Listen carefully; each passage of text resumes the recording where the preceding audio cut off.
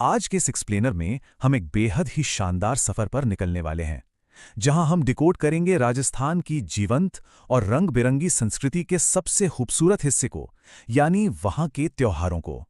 अब देखिए, अगर हमें राजस्थान की संस्कृति को सही मायने में समझना है, तो हमें वहां के हिंदू पंचांग, जिसे हम विक्रम संवत कहते हैं, उसे समझना ही होगा। सच कहूं तो ये कैलेंडर सिर्फ तारीखें नहीं बताता, बल्कि ये पूरी की पूरी परंपराओं और रीति रिवाजों का एक ऐसा खजाना है जो हमें उस जगह की आत्मा से जोड़ता है। तो चलिए बिना किसी देरी के इस सांस्कृतिक यात्रा की शुरुआत करते हैं।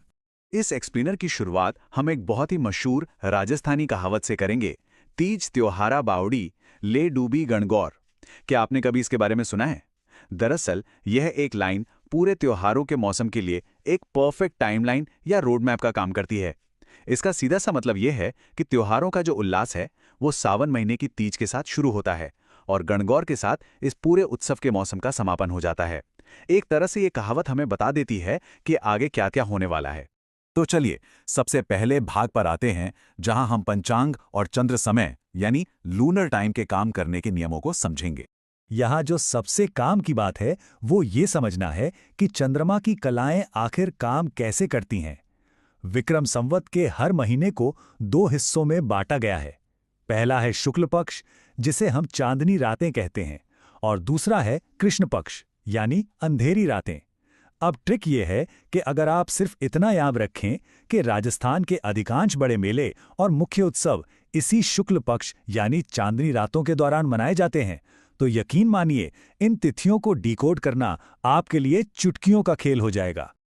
अब आगे बढ़ते हैं अपने दूसरे भाग की तरफ, जो है श्रावण से लेकर कार्तिक महीने तक की एक बेहद रोमांचक यात्रा। हम अलग अलग जगहों की गहराई में जाएं उससे पहले जरा इस टाइमलाइन पर नजर डालते हैं, ताकि हमें एक मैक्रो व्यू मिल सके। ये यात्रा शुरू होती है सावन से, जो मॉनसून के आने का प्रतीक है। फिर आता है भाद्रपद, जहां त्योहार एकदम पीक पर होते हैं। इसके बाद हम प्रवेश करते हैं आश्विन में, जहां शरद ऋतु का स्वागत होता है। और आखिर में आता है कार्तिक का महीना, जो अपने साथ रोशनी का महापर्व लेकर आता है। तो शुरुआत होती है सावन महीने से। यहीं से छोटी तीज, जिसे हरियाली तीज भी कहते हैं, त्योहारों के इस मौसम का ऑफिशियली आगाज करती है। मुख्य रूप से जयपुर में बहुत धूमधाम से मनाई जाने वाली ये तीज पति पत्नी के प्रेम का एक बेहद खूबसूरत प्रतीक है। और हाँ, इसी महीने रक्षाबंधन भी आता है, जिसे स्थानीय स्तर पर एक बहुत ही प्यारा नाम नारियल पूर्णिमा से भी जाना जाता है। अब हम आते हैं भाद्रपद पर। अगर मैं कहूं कि ये पूरे राजस्थानी कैलेंडर का सबसे एक्शन पैक्ड और त्योहारों से भरा महीना है, तो ये बिल्कुल गलत नहीं होगा। इस महीने की एनर्जी लेवल एकदम अलग होती है, क्योंकि यहां आपको एक के बाद एक लगातार उत्सव देखने को मिलेंगे। ये पूरे साल का सबसे एक्टिव समय होता है। भाद्रपद की शुरुआत में ही हमें कमाल की भौगोलिक विविधता देखने को मिलती है। एक तरफ जहां बूंदी में प्रसिद्ध बड़ी तीज या कजली तीज की रौनक होती है, वहीं उप छठ का एक बहुत ही विशेष व्रत रखा जाता है, जिसमें लड़कियां खड़े रहकर अपनी उपासना पूरी करती हैं।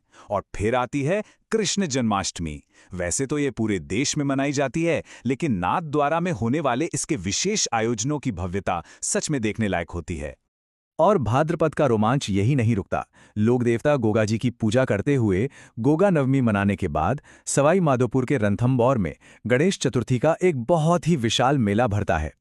इसके बाद तेजा दशमी पर लोक देवता तेजा जी का सम्मान किया जाता है। फिर आती है देव झूलनी एकादशी, जो सांस्कृतिक रूप से बहुत अनोखी है। इसमें भगवान की मूर्तियों को एक विशेष सजे हुए विमान में, जिसे बिवाण कहा जाता है, पवित्र जलाशयों तक ले जाया जाता है। भाद्रपद की इतनी तेज रफ्तार के बाद आश्विन के महीने में चीजें थोड़ी शांत और ठहराव वाली हो जाती हैं। शारदीय नवरात्रि के साथ ही यहां शरद ऋतु की शुरुआत हो जाती है। इस महीने का सबसे बड़ा आकर्षण है विजयादशमी या दशहरा। कोटा का दशहरा मेला तो पूरे देश में प्रसिद्ध है ही, लेकिन यहां जो बात सबसे खास है वो है अस्त्र शस्त्रों और स्थानीय खेजड़ी वृक्ष की पूजा का गहरा सांस्कृतिक महत्व। महीने का अंत शरद पूर्णिमा से होता है, और यही वो समय है जब जोधपुर में भव्य मारवाड़ उत्सव मनाया जाता है। और फिर आता है इस क्रोनोलॉजिकल यात्रा का सबसे शानदार मुकाम, कार्तिक का महीना। शुरुआत होती है करवा चौथ से, जहां पत्नियां अपने पति की लंबी उम्र के लिए व्रत रखती हैं। इसके बाद आता है दीपावली का जगमगाता महापर्व, जो भगवान राम के अयोध्या लौटने की खुशी में मनाया जाता है। दीपावली के अगले ही दिन गोवर्धन पूजा होती है और यहाँ एक बार फिर नाथद्वारा शहर सुर्खियों में आता है अपने बेहद मशहूर अन्नकूट महोत्सव के साथ। कार्तिक की इस पूरी श्रृंखला का समापन स्नेह के प्रतीक भाई दूज के साथ होता है। चलिए, अब आते हैं भाग 3 पर, जहां हम 2 बेहद खास सांस्कृतिक उत्सवों गणगौर और आखा तीज पर थोड़ा डीप डाइव करेंगे। गणगौर के बारे में जो बात मुझे सबसे ज्यादा एंगेजिंग लगती है वो है इसकी अलग अलग क्षेत्रीय विविधताएं। ये राजस्थान का सबसे बड़ा लोक त्योहार है जहां शिव, जिन्हें ईसर कहा जाता है, और पार्वती यानी गवर की पूजा होती है। जयपुर और उदयपुर की शाही सवारियों के बारे में तो आपने सुना ही होगा, लेकिन क्या आप जानते हैं कि जैसलमेर में एक बहुत ही अनोखी परंपरा है? वहां बिना ईसर की गवर पूजी जाती है, यानी सिर्फ पार्वती जी की पूजा होती है, शिव जी की नहीं। वहीं दूसरी तरफ नाथद्वारा में गुलाबी गणगौर मनाई जाती है ना कमाल की बात? दूसरा सबसे महत्वपूर्ण नाम है आखा तीज, जिसे अक्षय तृतीया भी कहते हैं। इस दिन के भी अपने कई पहलू हैं। ज्योतिष के हिसाब से ये एक अबूझ सावा है, मतलब इस दिन शादी करने के लिए किसी पंडित से मुहूर्त निकलवाने की जरूरत नहीं पड़ती। अब जहां एक तरफ इस दिन सबसे ज्यादा बाल विवाह होने की एक सामाजिक वास्तविकता है, वहीं दूसरी तरफ ये बीकानेर का स्थापना दिवस भी है। इसीलिए बीकानेर के लोग इस दिन को आसमान में पतंगें उड़ाकर बहुत ही उत्साह के साथ सेलिब्रेट करते हैं।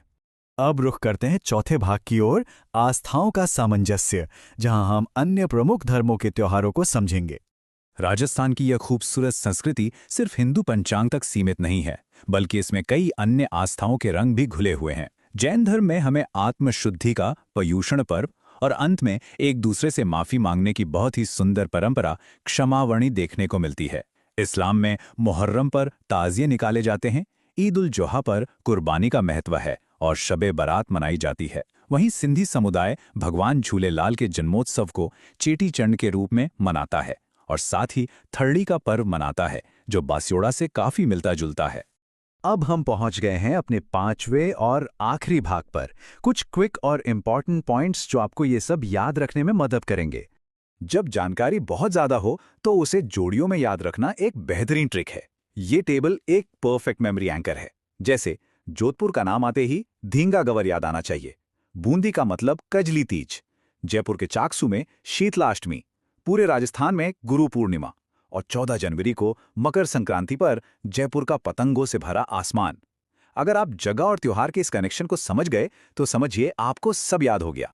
तो इस पूरे एक्सप्लेनर से गुजरने के बाद मैं आपको एक सवाल के साथ छोड़ना चाहता हूं। जरा सोचिए, हमारा जो आज का स्टैंडर्ड मॉडर्न सोलर कैलेंडर है, उसकी तुलना में एक लूनर कैलेंडर यानी चांद पर आधारित पंचांग किस तरह से किसी क्षेत्र की संस्कृति और वहां के लोगों के आपसी रिश्तों को इतने खास और अनोखे तरीके से आकार देता है। चंद्रमा के इस घटते बढ़ते स्वरूप और हमारी इंसानी परंपराओं को बचाए रखने के बीच का ये जुड़ाव वाकई में सोचने पर मजबूर कर देता है।